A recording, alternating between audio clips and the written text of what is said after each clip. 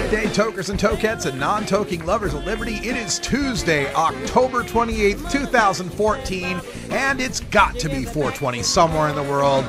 And it's the 1 week away from legalizing marijuana in Oregon, in Alaska, in Washington, D.C. We're a week away from medical marijuana in Florida and Guam. We are a week away from Proposition 47, reducing 6 low-level nonviolent offenses, including simple drug possession, from felonies to misdemeanors. We are just 1 week away from votes in cities in Maine, in Michigan, and 2 counties in New Mexico to decriminalize and legalize marijuana. That's right, folks. It's Marijuana Legalization Week here at 420 Radio, and we couldn't be more excited. We are so proud to be your source for the latest breaking news having to do with the marijuana reform races in these midterm elections that Bloomberg had declared the marijuana midterms. That's right, folks. These are the body blows to prohibition that we've got to deliver. 2012 in Washington and Colorado were the jabs that got prohibition's attention. These are the body blows in 2014. And in 2016, California will be the knockout punch to prohibition. We're going to cover it all here on our Marijuana Election Night 2014 next week at this exact time, 3 p.m. Pacific time. And we're going to keep going until the polls close in Alaska and we know how things have gone in the Great White North. We've got guests from Drug Policy Alliance, Marijuana Policy Project, NORML, and people at the locations themselves telling us what's going to happen as it happens. We will be here live for you, the marijuana community, on Marijuana Election Night next Tuesday. Make sure you tune in right here at 420radio.org. All right, on today's show, all sorts of great stuff going on, including the latest breaking news on a marijuana legalization poll here in Oregon that's got some people concerned. But in our radical rant, I'm going to show you why this poll is deeply flawed and why the chances for marijuana legalization are bright in Oregon. Also coming up on today's show, we'll take some time to debunk some reefer madness. I've got 4 of the No on Amendment 2 ads out of Florida. We're going to take some time to take a look at those to show you just how desperate the prohibitionists have become down there in the Sunshine State and to give you the facts about medical marijuana in Florida. Also, in Behind the Headlines today, you know that federal trial is going on right now. Hearing. It's a hearing that's going on right now. Evidentiary hearing on marijuana's Schedule 1 status and whether or not it is constitutional.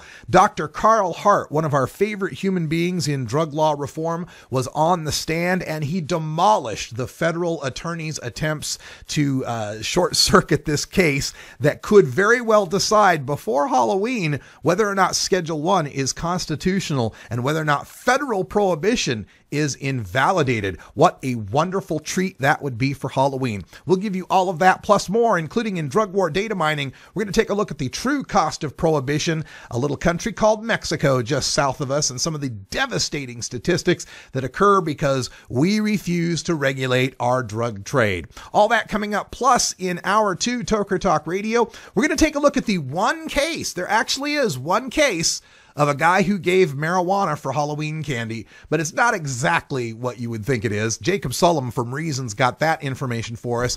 And from the alternate, Kristen Gwynn, an excellent story on 5 senior citizens who are serving life in prison for marijuana right this minute.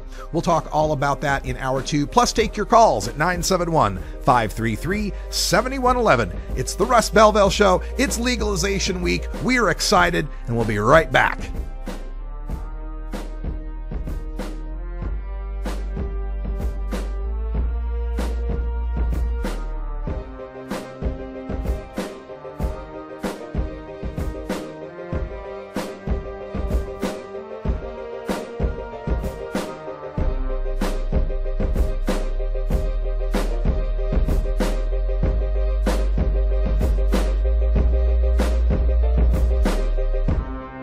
You're tuned into the Russ Belville Show, the voice of the marijuana nation. You can get 420 Radio on the go with the Ustream video app for Android and iPhone. Go to rad-r.us/420Ustream or just click the Ustream app icon for Android or iPhone below the live radio feed at 420. I'm Richard Harris. I directed Oregon's Division of Addictions and Mental Health and led drug treatment programs for years. I can tell you that treating marijuana use as a crime, arresting thousands for marijuana use, is a complete failure. That's why I'm supporting Measure 91. By regulating marijuana for adults and taxing it, we support drug treatment, prevention, schools, and police. Measure 91 means more treatment and less wasteful prosecution. It's a better approach. Gordon Green's Music Planet, the best of eclectic world music, every Wednesday at 5 and 8 Pacific on... In all my years on the streets, it's hard to recall a single time where marijuana use itself was the cause of a violent incident. As a police officer, I do believe that passing ballot measure 2 will allow law enforcement to focus on serious issues in Alaska. To me, the regulation of marijuana means safer communities. I'm voting yes on 2. This communication was paid for by the Campaign to Regulate Marijuana Like Alcohol. Top contributors are Marijuana Policy Project, Drug Policy Alliance, and Thomas.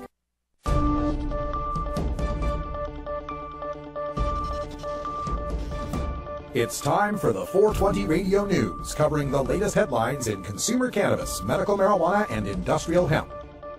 Transcripts of 420 Radio News are available daily on our website at 420radio.org. Now, here's Russ Belville with your marijuana headlines in 4 minutes and 20 seconds. This is your 420 Radio News for Tuesday, October 28th, 2014.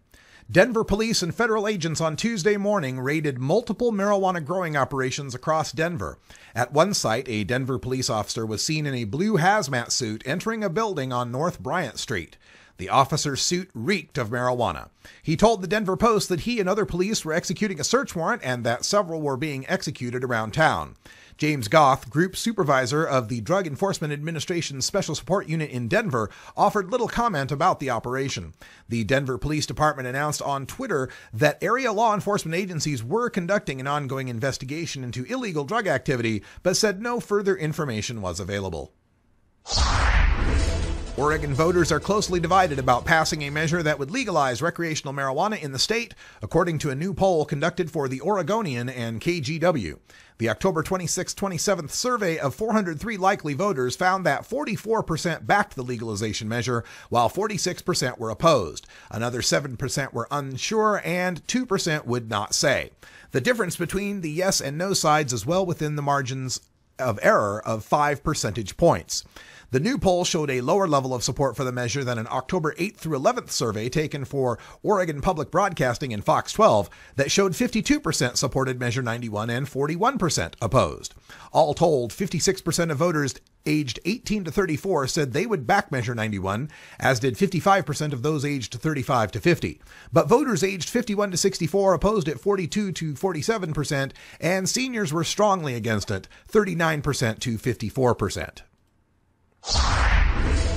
Today, United for Care, the largest organization advocating for Amendment 2 on Florida's November ballot, sent a cease and desist letter to all of the television stations broadcasting the latest ad produced by the No on 2 campaign titled, "It's Nuts." In the 30-second spot, multiple speakers take turns laying out untruthful and illegitimate claims designed to discourage Floridians from voting for the amendment, which would only allow for the medical use of marijuana by patients with debilitating diseases and medical conditions. According to federal law, FCC licensees have a responsibility to present false and misleading advertising from being broadcast on their stations. As the Supreme Court has reaffirmed, Amendment 2 is only for patients with truly debilitating diseases or conditions, a spokesperson for the campaign explained. The federal hearing on marijuana's Schedule I designation continues today thanks to a Supreme Court footnote.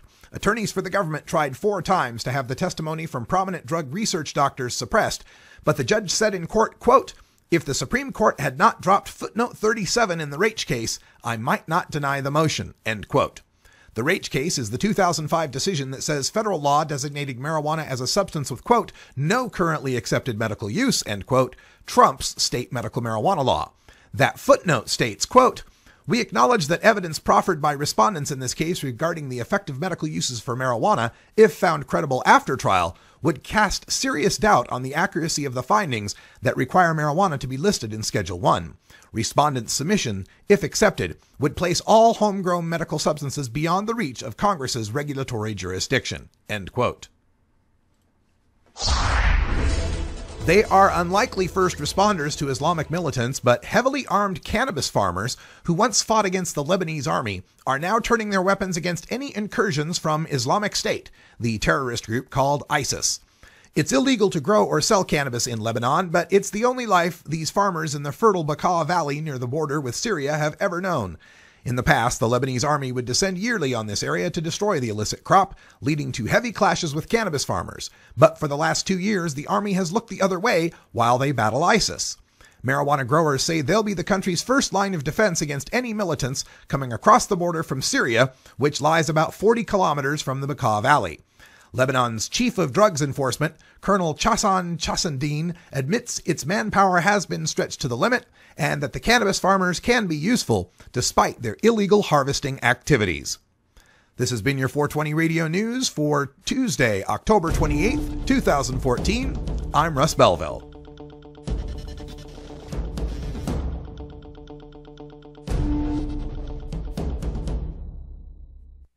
.420 Radio is 24-hour marijuana.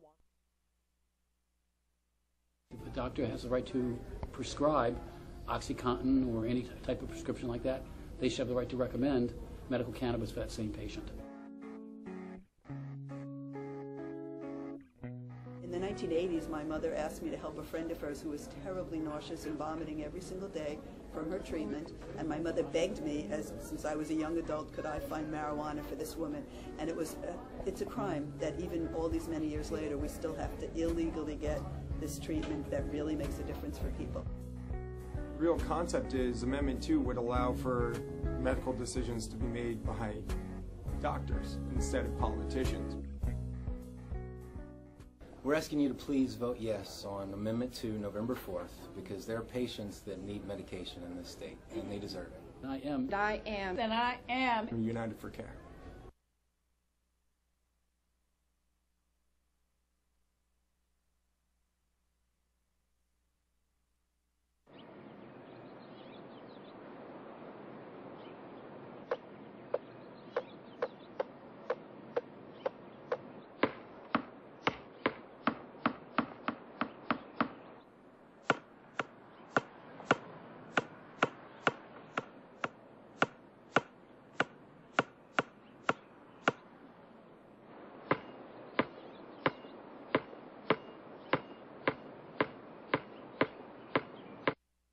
I'm Pete Tupmark.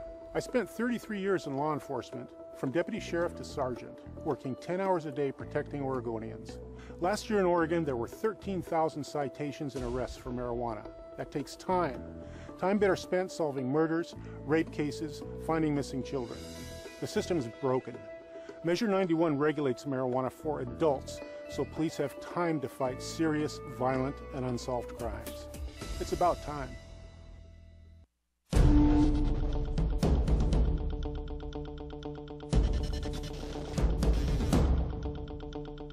Welcome back, everybody. 14 after the hour. Time for us to go behind the headlines. And we've been talking about this unprecedented case that's going on in the federal courts right now, where the judge, Kimberly Mueller, is hearing evidentiary testimony in regards to a case that has to do with, I believe it's 6 guys that were caught growing weed in the national forest.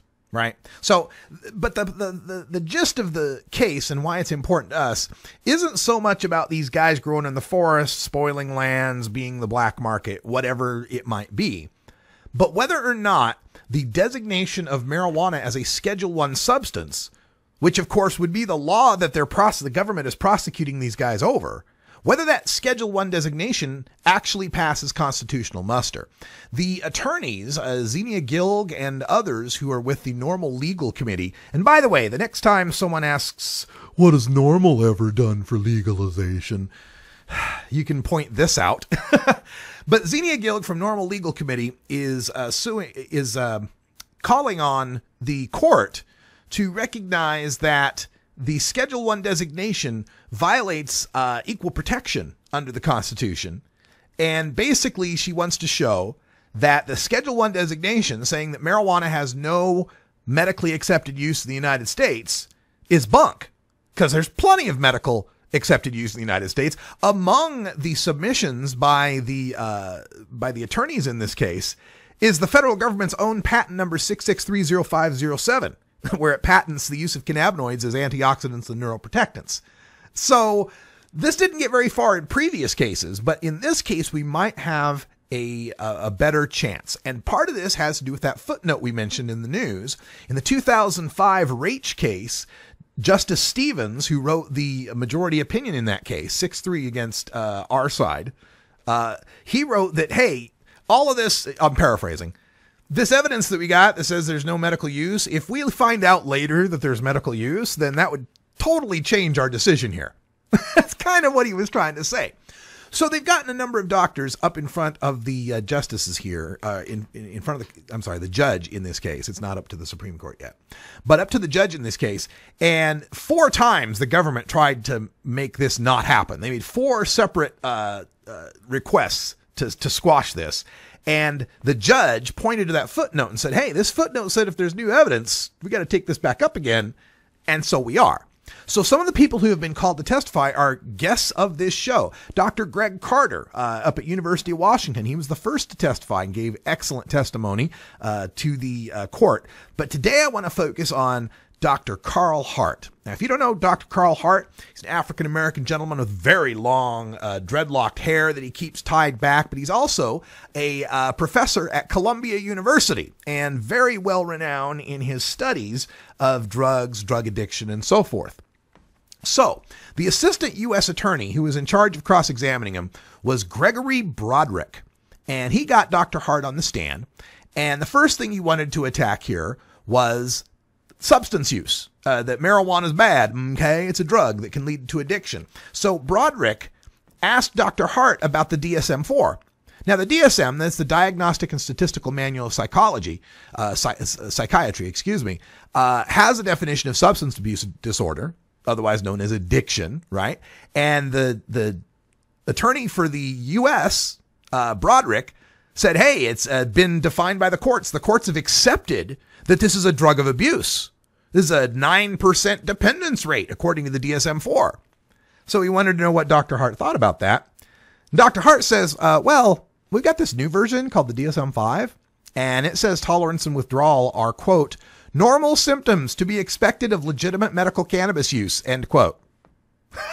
So the attorney trying to use DSM to back up his case gets trumped by the new version of DSM that says cannabis use can be used medically. So he tries to recover from this by going after Dr. Hart, attack the messenger, and said, oh, some of the, like your son got in trouble with drugs, got in trouble with the law. Your son's had run-ins. Your other members of your family have had run-ins with the law. And Dr. Hart said, quote, I'm a black man in America. You'd be hard-pressed to find someone like me who isn't closely connected to someone, end quote, who has been through the penal system. Bam!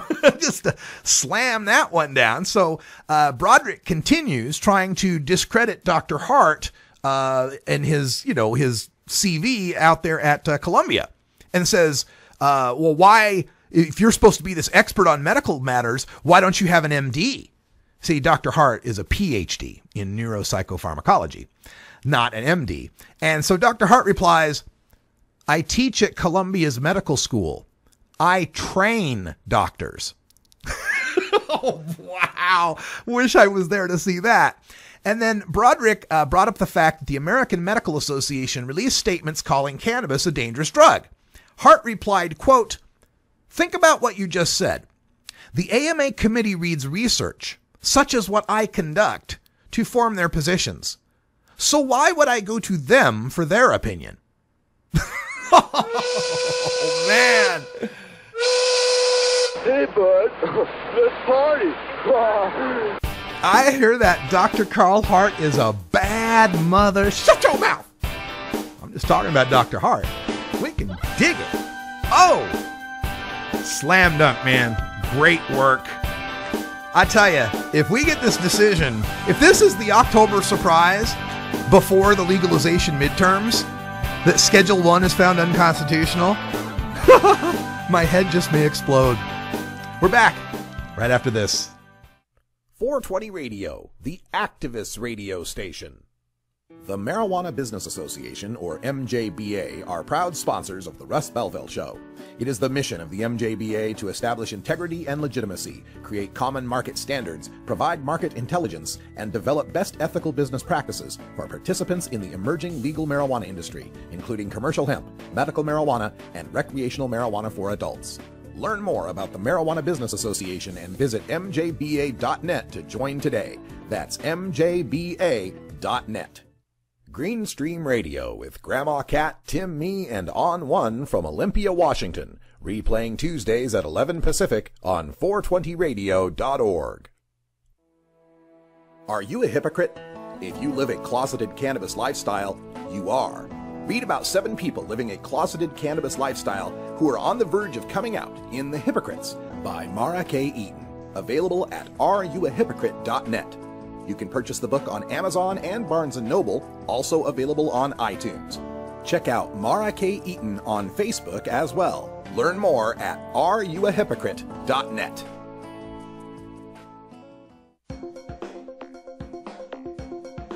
Arguing for the end of adult marijuana prohibition is easy because we have facts, science, reason, compassion, evidence, truth, and logic on our side. It is even easier when researchers catalog it all for us. Learn how to gather the facts on marijuana use, arrests, seizures, rehabs, drug tests, and more in this edition of Drug War Data Mining. Welcome back, everyone. 22 after the hour. And as we continue Marijuana Legalization Week here at 420 Radio, we want to remind everyone that this isn't about legalization in your city, county, or state. It's not even just about legalization in the United States. It's about legalization globally. And we have to act locally to make a global change. And one of the big global changes that needs to happen is addressing the situation in Mexico. You know, I had to listen to Josh Markey time after time talk about how marijuana is decriminalized in Oregon and nobody goes to jail for less than 27 grams. We don't ruin anyone's life for less than 27 grams. Yeah, 28 grams, we might ruin your life. But less than 27 grams, no big deal, right? Well, it is a big deal. It is a big deal. Even if you're living in a decrim state, even if you're living in a medical state, that doesn't go far enough because it does not address the marijuana market. So long as there is a demand for marijuana, there will always be a supplier willing to supply it at whatever cost and however many lives it takes to supply it. I've always felt that if the violence that's happening in Mexico over the past decade were happening in American cities, this drug war would have been over long, long ago. More than 60,000 people have been killed from 2006 to 2012. That's according to Human Rights Watch. And some estimates are as high as 80,000 people killed by 2014. There's some other facts you ought to know about this. There are 6,700 licensed firearm dealers in the U.S. along the U.S.-Mexico border. There is only one legal firearms retailer in Mexico. Nearly 70% of the guns recovered from Mexican criminal activity from 2007 to 2011 and traced by the U.S. government originated from sales in the United States. 90% of the cocaine that enters the U.S. transits through Mexico, which is also a major supplier of marijuana and methamphetamines in the United States. And the drug cartels take in between $19 and $29 billion annually from U.S. drug sales. And it's going to start with the legalization and regulation of marijuana markets before any of the rest of this can be addressed. It happens with even a vote for lowest law enforcement priority or public policy questions in your city. Check this video out for some more shocking displays of Mexican cartel violence.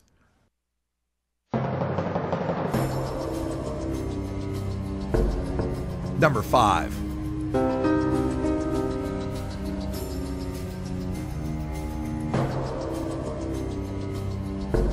The Durango massacres. The northwestern city of Durango endured an explosion of violence in 2011 when in that year alone over 340 bodies were discovered in mass graves scattered throughout the city.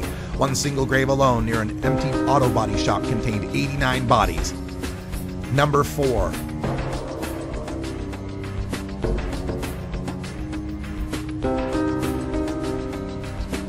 The 2011 Monterey casino attack. In August of 2011, a group of 4 vehicles pulled up to the entranceway of Casino Royale in Nuevo Leon and opened fire with automatic weapons. Upon ceasing fire, the group dumped gallons of gasoline into the front of the building and set it on fire. The ensuing fire and panic inside resulted in 52 dead civilians, mostly women. The Los Zetas cartel claimed they were merely trying to intimidate the casino owners who had refused to pay cartel extortion money. Number 3.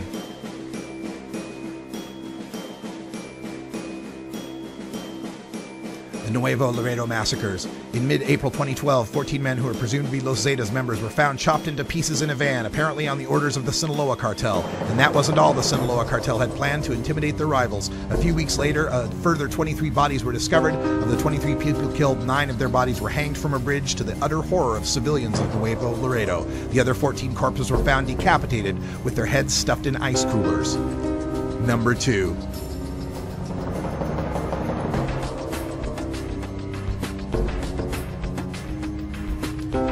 Hugo Hernandez murder. In 2010, then 26-year-old Hugo Hernandez was kidnapped from the city of Sonora. A week later, his body was found on the street in the northern city of Los Mochis. He had been chopped into 7 pieces. Hernandez's torso was found in a plastic container on the street, separate from the other box that contained his arms, legs, and skull. His face was skinned off his skull and stitched onto a soccer ball, an apparent threat to the Juarez drug cartel. And number 1. Shocking display of Mexican cartel violence. Jesus Ernesto Chavez Castillo. Castillo was a one-man death squad. He has murdered more than 800 people on behalf of Barrio Aztecas gang, the deadly enforcers of the Zetas. He even testified that he has killed more, but that he has lost count. Chavez went so far as to tell jurors that he often beheaded or dismembered his victims. That's what this drug war is about. 420 Radio, the home. A mom and grandma from No on Measure 91 explains why to vote yes on Measure 91. I see what's happening with marijuana. The kids are telling me. They say within 5 minutes they can get marijuana. It's much easier than tobacco or alcohol to get into their hands. Because drug dealers don't check ID. Vote yes on Measure 91. This advertisement produced by the Russ Belville Show and is not sponsored or endorsed by the Yes on Measure 91 campaign. If you're an adult who enjoys a good beer, there's a similar product you might want to know about. One without all the calories and serious health problems. Less toxic so it doesn't cause hangovers or overdose deaths, and it's not linked to violence or reckless behavior. Marijuana. Less harmful than alcohol, and time to treat it that way. For more information, visit marijuanaissafer.org. Treating marijuana as a crime in Oregon has failed. Police are spending way too much time working on simple marijuana possession cases. Too many people are being busted. Oregon wastes millions of taxpayer dollars, while illegal drug dealers are making a huge untaxed profit. But after Measure 91 passes, we'll have a better approach, a smarter approach, like what's happening in Washington, where marijuana-related arrests have plummeted.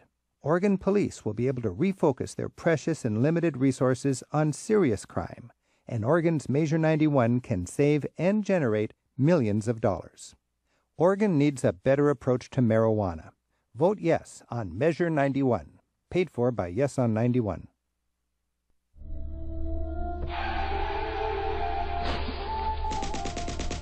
Marijuana is an addictive drug which produces in its users insanity, criminality, and death. Marijuana is the most violence-causing drug in the history of mankind. If the hideous monster Frankenstein came face-to-face with the monster of marijuana, he dropped dead from fright. You know, it's not easy countering 7 decades of propaganda in a 2-hour show, but let's try.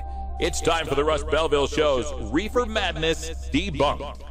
Welcome back, everyone. Half past the hour, and in Reefer Madness Debunked today, we're taking a look at 4 new ads. Well, one of them's brand new, from the No on Amendment 2 campaign down there in Florida. During the news segment, we mentioned this first ad that we're going to show you called "It's Nuts," and I'll tell you, the apostrophe is very important in that sentence. It's Nuts, which was decried by the United for Care campaign as showing factually incorrect information, outright lies. And Their theory is that the FCC mandates that stations not carry misleading advertising, that they must be truth in advertising. It's a nice public relations stunt, but I have little faith that it's going to get anywhere, judging from the campaign ads that I see all over the place for everything. If we had to hold every campaign ad to a strong standard of truth, I don't think there'd be any campaign ads. But maybe these ads go a little too far. So we're going to take a look at them. The first one is called It's Nuts. There's another one called Not What It Seems. A third ad called It's a Trick. And the fourth one called For the Reefer. And we'll just work on these together. We'll take a look at these videos and see what they show us. We also know about 85% of the money that went into the No on 2 campaign came from one guy, billionaire tycoon casino magnate Sheldon Adelson of Nevada is pretty much the financier of the No on Amendment 2 campaign in Florida. I don't know what he's got against Floridians using medical marijuana, but we shall see. Here's the first ad. It's nuts. Amendment 2, it's a trick. It's not about compassion. It just legalizes pot smoking. It's nuts. No prescription, not just for serious diseases, and not approved by the FDA. How do they know it's safe? They don't. Pot would be exempt from medical standards. Kids can legally get it without their parents' permission. Amendment 2. No FDA regulation. No prescription. No parental control. How do you stop it? You vote no on 2. Wow, it's amazing what a few $1 million can buy for you, although I'm feeling a little seasick from the shifting camera angles. Let's tackle a few of those. First of all, this claim that Florida's Amendment 2 would allow kids to be able to go get medical marijuana, complete bunk. Florida already has a law on the books that says for any non-emergency medical treatment, a minor in Florida needs parental consent. That would cover getting medical marijuana, by the way. So that is a complete lie coming out of the No on 2 campaign, trying to scare people by saying that kids will be able to easily get medical marijuana. And this other scare about no prescriptions. Well, it doesn't have any prescriptions. There's no prescriptions. Yeah, like the other 23 medical marijuana states, because the federal government maintains the Schedule 1 status of cannabis that makes it impossible for doctors to prescribe. Blaming Florida Amendment 2 for not having some sort of prescription mandate in it is blaming it for doing what it has to do to be a medical marijuana law.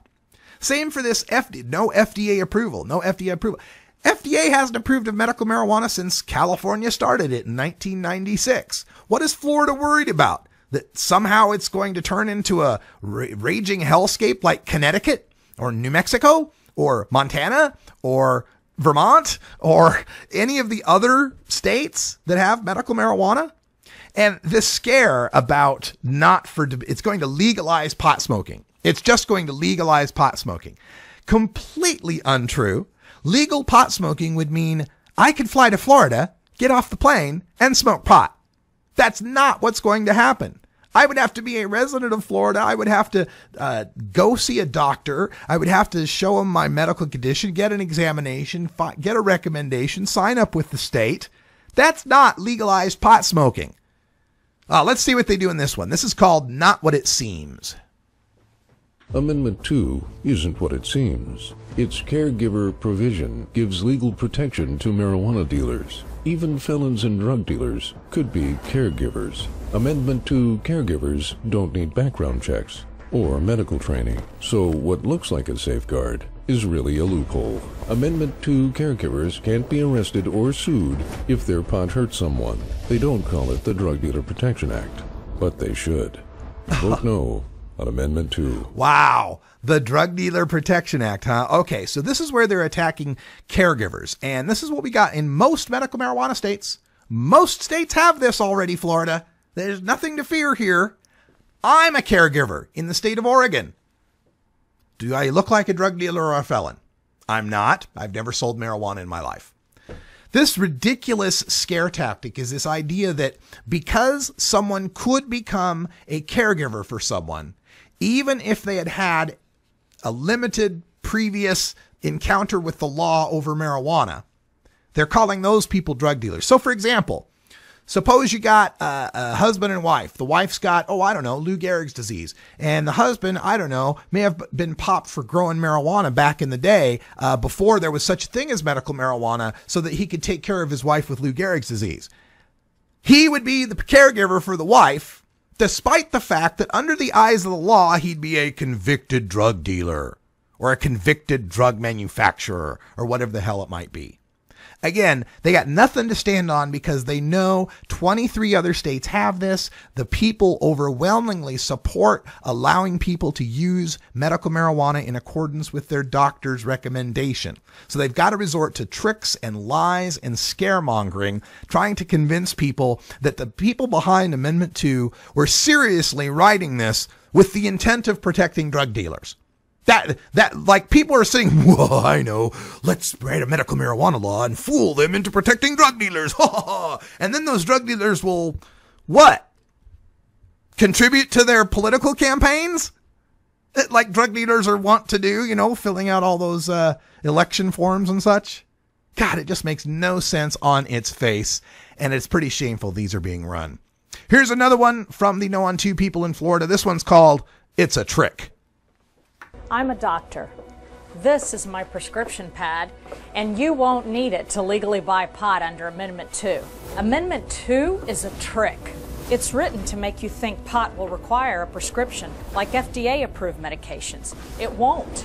Under Amendment 2, marijuana would be sold in pill mill-style pot shops, unapproved and unregulated by the FDA.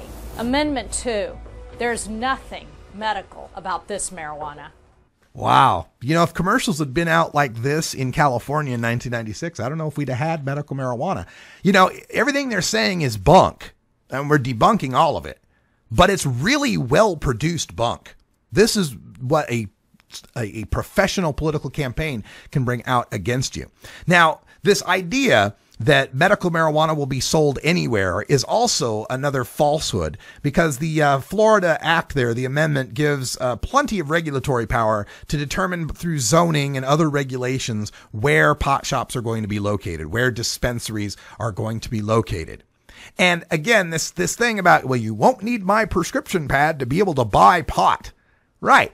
But you will need to see a doctor, just like you. See, this is the telling lies by what's unwritten in it, right? I'm a doctor, and this is my prescription pad, and you won't need this if you want to buy pot. The implication there is, oh, there's no medical involved. I won't be seeing a doctor. I can just go buy pot, which is not at all what it is. You'll still have to see a doctor, but that doctor will be writing you a recommendation. Instead of this pad here, it'll be this note paper here. Ooh, it'll be different pieces of paper. My goodness, how scary that is. Again, a scare tactic being promulgated upon the people of Florida to make them think this is something about drug dealing, to make them think that, I don't know, what do they think, the Mexican cartels are writing this language? These are people who brought this forth to you, Florida, who had to deal with their own family members suffering and dying from debilitating illnesses that are so easily and effectively treated by cannabis, it moved them to pump 4 or 5 million of their own money into it. It's not about making money, it's about saving lives. Here's the final one for the Reefer.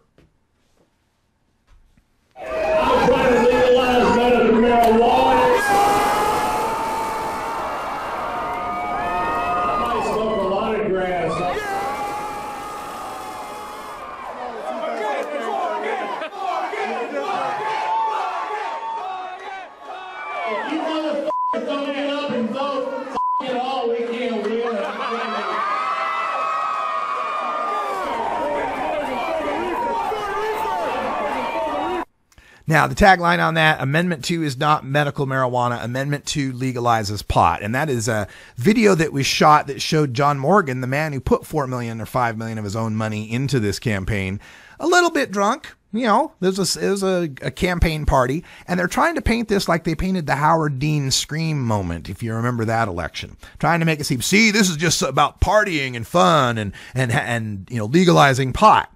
Well, you're talking in a bar where people are consuming a drug far more harmful than the marijuana we're talking about.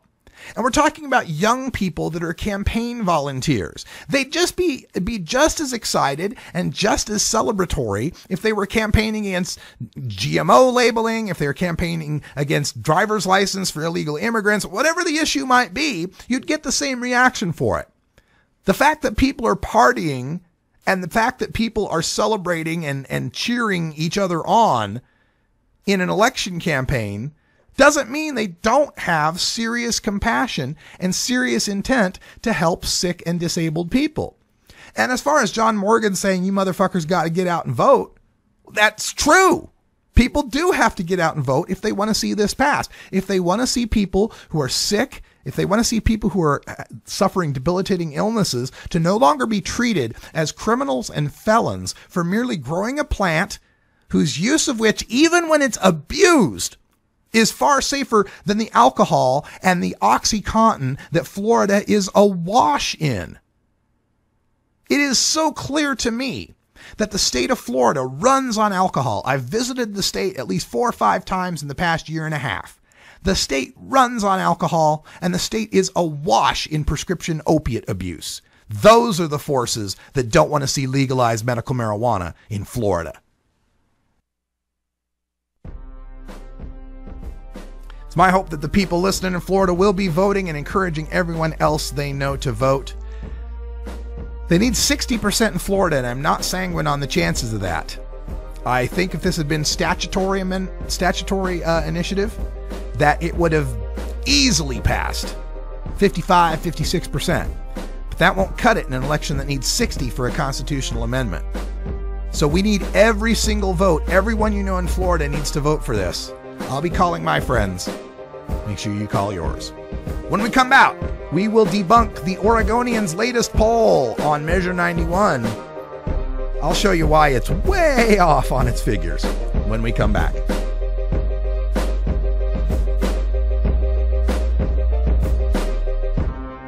You're tuned into the Russ Belville Show, the voice of the marijuana nation. 420 Radio, fighting prohibition since 2012. Project Sam's Kimber Richter for the No on 91 campaign worries about marijuana's social cost. We won't even be able to project what the public health harms will be. And the costs that we're seeing now, the $1 in tax revenue for the $10 in social costs, you know, who knows where that's going to be with marijuana.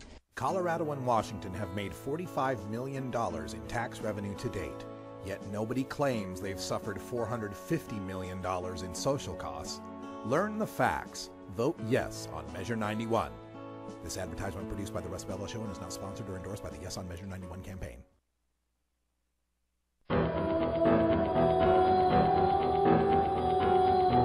In the interest of fair and balanced journalism, the Russ Belville Show presents the anti-drug public service announcement of the day. When I grow up, I want to be a track star. No one ever says, I want to be a junkie when I grow up. I want to be a ballerina. Yet thousands of kids let getting high make a mess of their lives. I want to be a nurse. Don't let drugs get in the way of your dreams.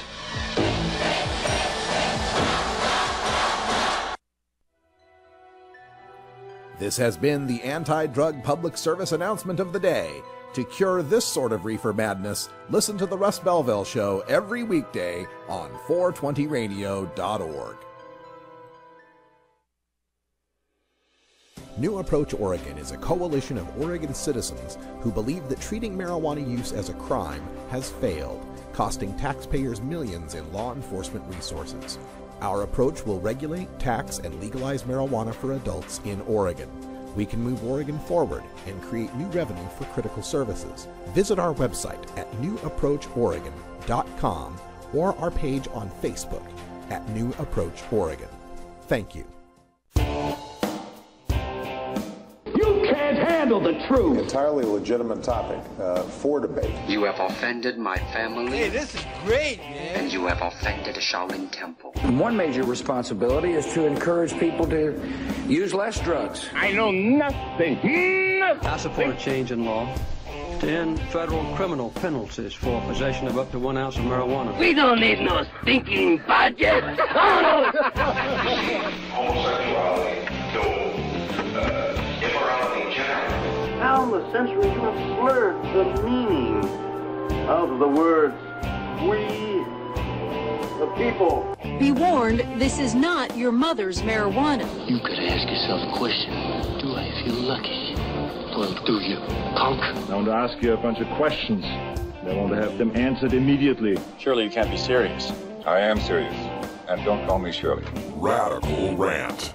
All right, welcome back, everyone. 46 after the hour, and earlier in the show, we made reference to a new poll that's out from KGW, which is our NBC affiliate here in Portland, and the Oregonian, which is the largest daily newspaper by circulation in the Pacific Northwest. That's right, Portland's Oregonian is the most circulated paper, more so than any of the Seattle papers. So we're going to take a look at this poll. Let me give you the top line from it, though. This is the first thing, and I got a lot of tweets from people today on this. A lot of people were worried. I think the first tweet I saw said "Rutrow," like Scooby-Doo's on this case. The survey found, this is a 403 voter survey, and this was conducted just Sunday and Monday. And it says 44% backed the legalization measure, while 46% were opposed. Another 7% were unsure, and 2% would not say. The margin of error is 5 percentage points. Okay, so people are scared. It's like, oh my God, 44% yes, 46% opposed. Now, my first concern about this poll was the previous poll that we took on marijuana legalization in November of 2012. November 6th, I believe it was.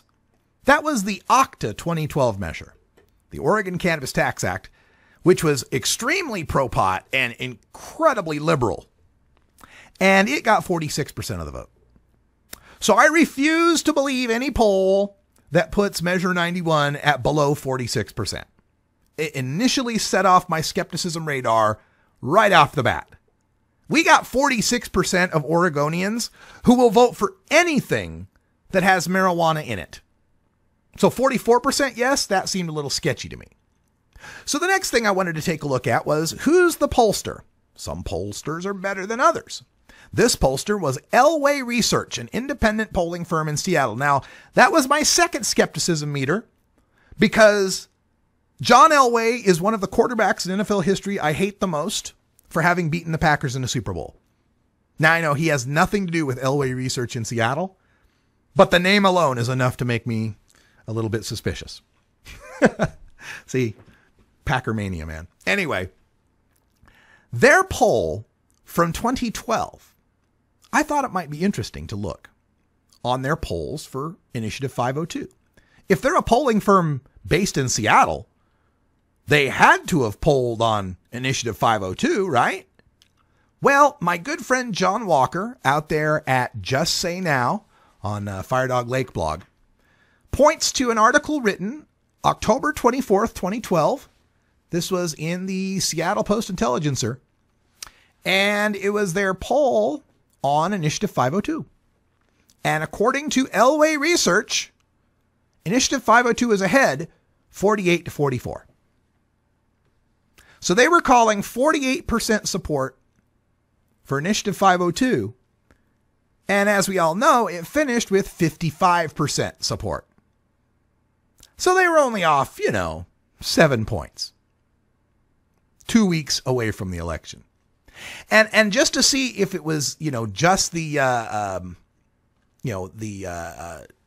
marijuana measure that made the difference, I decided to look at another vote from 2012. Washington had a referendum. It was referendum number 74. It was one of those gay marriage things, right? Should we allow gay marriage? And that's the basic breakdown. There's a lot more detail to that than that, but there's the basics for you, right? Elway polled on that too in 2012 and said referendum 74 leads 49-45. 49-45, and undecideds often break no in statewide elections. Okay, 49-45. What did it turn out to be? 54-46. So they're off 5 points on that one. All right, so their history of polling doesn't look too good to me, but still, maybe there's something to this poll, right? So I decided then to start taking a look at the breakdown, because a lot of times in polls, you got this situation where they're calling landlines. And if you're calling landlines only, you're getting old people. Name a person you know under the age of 50 who still has a landline. It's not a whole lot of people anymore. But that wasn't the case. This is, they're using modern polling techniques, got cell phones and landlines. That's cool. The problem, however, is in their sample of people. We're talking about 403 people they sampled and a margin of error of 5 percentage points. Most polls come in with a margin of error of 3 to 4, not 5. And it's 5 because it's such a small sample size, only 403 voters, right? But here's the real flaw, the huge chink in the armor of this poll. The Oregonian KGW survey taken by pollster Stuart Elway has a sample showing that 71% of the electorate will be aged 51 or older. Why? Let me say that again to you. 71% of the people in this poll were aged 51 and older. Now that means only 29% are aged 50 and younger, right? And those are the people who support legalization. People aged 18 to 34 supported it for 56%. 55% of people aged 35 to 50 support it. So you got a 55 to 56% support among the people under age 50, and you're only going to count 29% of those people? But when you count the people 51 and older, the people 51 and older 51 to 64 oppose it at 42% support, and seniors 65 and older 39% support. So you're going to say you're going to take 7 out of 10 of the voters that are 42 and 39%, and only 3 out of 10 of the voters that are 55 and 56%, and say that's a representative sample. Now, critics would say, but Russ, it's a midterm election. In a midterm election, you get a lot greater turnout of older voters and a lot less turnout of younger voters. And I know that. But then again, I had to say, wait a minute, really? Only 29% voters 50 and younger in a midterm? That seems low. So I took a look at the U.S. Census. And in the U.S. Census, we have got, let me see if we can find those census numbers.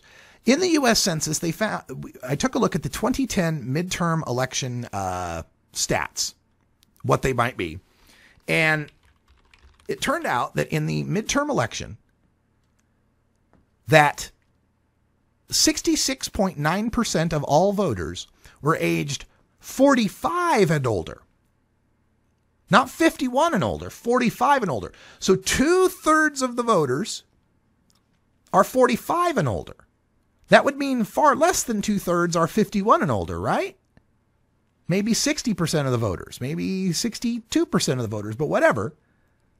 So in a situation where in the 2010 midterm election, it was about 67% of 45 and olders, you're going to project that 71% of the voters will be even older. An even older cohort will make an even greater percentage of this midterm election. And this midterm election isn't the 2010 midterm election. The 2010 midterm election in Oregon had a ballot measure for the medical marijuana dispensaries, Measure 74, that failed with like 44%, right? This midterm election has legalization on the ballot. This has legalization on the ballot following historic wins in Colorado and nearby Washington.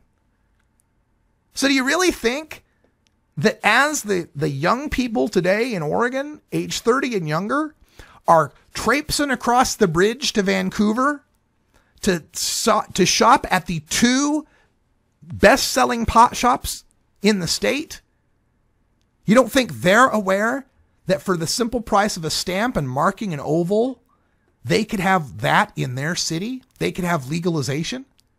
You only think 29% of the voters are going to be young people? I think you've seriously miscast how this election is going to break down. And evidence of that, according to Oregon Public Broadcasting, this was in a broadcast on October 23rd, Oregon registers record number of voters for midterm elections. Nearly 2.2 million Oregonians registered to vote this year. That's 127,000 more voters than the last midterm election in 2010. More than 50,000 new voters signed up in October alone. This tells me that the efforts by the Measure 91 campaign, and for that matter, the Measure 92 campaign, we got a big GMO fight here in Oregon with about equal spending. It's the largest campaign ever in Oregon, money-wise, as far as the advertising spent on it, between labeling or not labeling GMO foods. That is a huge get out the vote for younger people, too, in Oregon, who want GMOs labeled, and perhaps it's also a turnout for the older people who are farmers. I don't know how that's going to break down and how that's going to affect the marijuana election. But it's my belief that we will have far greater than 29% of the voters in this will be people under the age of 50 in this election. It'll be far greater than just 29%. And again, if OCTA got 46%, and then legalization has happened in the 2 years after it got 46%. And then the 2 years after that, we don't have the sky falling in Washington and Colorado. I've got to believe that Measure 91 gets better than 46% at least. Now, a lot of the internal polls show this as still doing well. I think it's going to be close. I do think this poll tells us it's going to be close, and it tells us how important it is to make sure that all of our friends have voted. There's this great app that people are passing around on Facebook called Did You Vote? And I think you can get it at didyouvote.org or didyouvote.com, something like that. And what it does is it accesses your Facebook friends, and then it also cross-references them to the Oregon Secretary of State vote database. We actually have a database that says whether or not you've turned your ballot in. Doesn't say that, who you voted for or anything, but did you turn your ballot in? So it can find all your Facebook friends who haven't turned their ballot in Oregon and gives you the opportunity to send them a personal message to remind them to vote yes on Measure 91. It's going to be close in Oregon. We're not going to get the 55-45 that Washington or Colorado got just because it's not a presidential election year. And the typical drop-off, they say, and this I got this from MPP head Rob Campia himself, the typical drop-off is 3%. In a midterm election for your support for marijuana legalization. So if we go in with the same 55 that Washington and Colorado got, I'm thinking we end up at 52 this year. I think if you're going to mark me down for my prediction, I think Measure 91 goes 52-48 and we win this thing. I think Washington, D.C. is a slam dunk. I'd be surprised if it doesn't top 60 in Washington, D.C. Alaska, don't know about Alaska. That's too close to call for me. I think it's tending on the no side at this point. I think Alaska might be like a 49%er. I'd like to see it do better. And I think Alaska can do better. And Florida, I think will do well. I mean, I think it'll get 56, 57%. But it won't be enough to be a constitutional amendment. We'll talk more about that. Plus, we got some other stories in Hour 2 to talk about. Jacob Solomon from Reason has found the one case of someone giving out marijuana to kids on Halloween. But it's not exactly what you think. Also, 5 senior citizens in America currently serving life in prison over pot. We'll tell you their names, their stories. Give you yet another reason to vote to end this madness. But that's all the time we got for Hour 1. Thanks for joining us. For everyone here at 420radio.org, I'm Radical Russ. Join us election night, 1 week from tonight. Live, we'll break it all down for you. But until next time, take care of each other, tokers. This is the Russ Belville Show. The Russ Belville Show is blogging and podcasting daily at radicalruss.com. You take a seed, you plant it, you grow it, you dry it, you roll it, you smoke it. You take a seed, you plant it, you grow it, you dry it, you roll it, you smoke it. You take a seed, you plant it, you grow it, you dry it, you roll it, you smoke it, and it goes. I'm Paul Steigler. I spent 30 years in law enforcement, beat cop to deputy sheriff, working 10 hours a day to protect and serve. Last year in Oregon, there were 13,000 citations and arrests for marijuana. Yes on 91 will allow law enforcement to focus on serious crimes, unsolved murders, rapes, missing kids. Measure 91 also mandates that Oregon develop standardized tests for driving under the influence, which we don't have now. That'll make our streets and highways safer. Yes on 91.